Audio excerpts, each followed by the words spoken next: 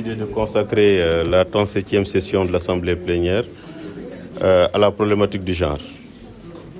Parce que nous savons déjà qu'au Sénégal, le Sénégal a ratifié la plupart des instruments internationaux relatifs à ce concept.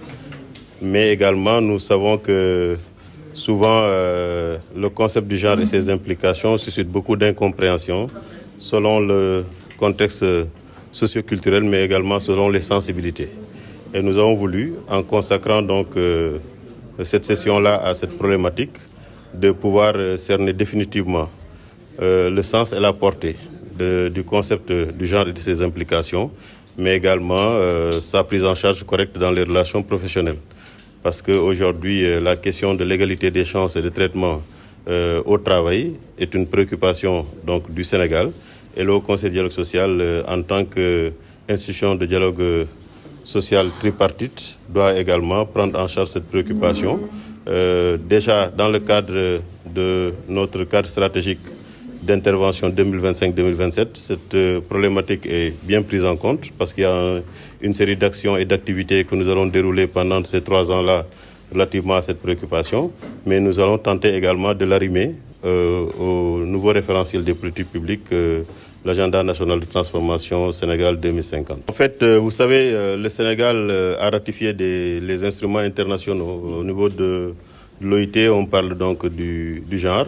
Mais il nous revient, nous, en fonction de la sensibilité religieuse de notre pays et en fonction de l'environnement socioculturel, de mieux définir le concept de genre pour éviter donc toutes les amalgames qu'on voit ça et là, n'est-ce pas? Nous avons entendu également récemment monsieur le Premier ministre parler, donc quand il parle de genre, il parle de hommes et femmes. Évidemment, il va falloir que nous puissions nous entendre sur ces concepts-là pour que nous puissions dérouler notre agenda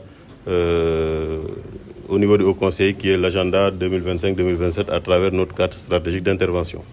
Le Haut Conseil n'a pas cette prérogative. Le Haut Conseil est un instrument d'aide à la prise de décision des autorités, certes, mais nous sommes surtout centrés sur les relations professionnelles. Donc, je crois qu'à ce niveau-là, nous devons veiller à ce que toutes les conventions qui ont été ratifiées par le Sénégal puissent quand même être correctement appliquées dans le milieu du travail. Et en fait, dans le nouveau référentiel des politiques publiques, l'agenda national de transformation Sénégal 2050, le Haut Conseil de dialogue social a déjà consacré une session pour l'appropriation du nouveau référentiel. Et c'est à partir de l'appropriation du nouveau référentiel que nous avons pu redéfinir notre cadre stratégique d'intervention qui devait entamer sa dernière année, donc en 2025. Nous avons donc reformulé notre cadre stratégique d'intervention pour l'arrimer à ce nouveau référentiel en définissant donc un nouveau cadre stratégique d'intervention 2025-2027 et qui prend en compte donc non seulement les différents axes et objectifs de l'agenda national de transformation, mais également de prendre en charge correctement les aspects liés au genre. Oui, en fait, dans le discours d'ouverture, nous avons évoqué la Convention 183, relative donc à la maternité. Je crois que les travaux que nous allons faire durant cette 37e session prendront en compte